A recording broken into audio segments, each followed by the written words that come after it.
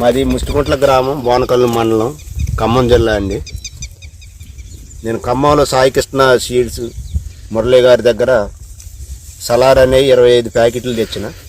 మొత్తం అదే విత్తనం. ఇది వచ్చి దాదాపు 5 అడుగులు ఫీట్ దాకా పెరిగింది. నల్లిని కూడా తట్టుకుందండి. నల్లి లేదు, తాలుగాయ అసలు ఇంతవరకు ఇక చూడండి, ఒక్క తాలుగాయ కూడా లేదు.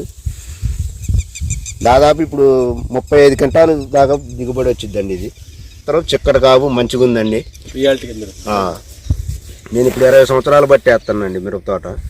చిక్కటి కాపు మంచిగా ఉంది, తాలు శాతం తక్కువ, గింజ కూడా కాయ నిండా ఉంది. ఈ సలార్ అనేది ఖమ్మంలో తీసుకొచ్చిన ఇతను మురళి గారి దగ్గర. ఇది మంచిగా చేస్తే 40 క్వింటాలు దిగుబడి వచ్చిందండి. ఇప్పుడు మాత్రం 35 క్వింటాలు, ఎకరం 35 అయింది. ఇది ఒకటే మొక్క చూడెట్టండి.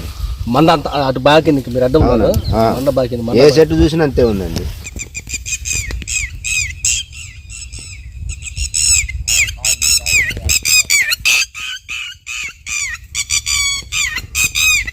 అంతకుముందు మనం మందు కొట్టేటప్పుడు ఇక్కడ బుధాల కాడికి వచ్చింది.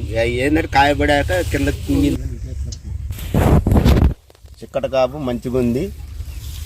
పై స్టెప్ కూడా మంచిగా వచ్చిందండి. దగ్గర కాయబడి మొత్తం కిందకు మండలు వంగిపోయినాయి. కానీ ఇది ఎక్కడ చూసినా కానీ చిక్కటి కాపు మండలు వంగిపోయి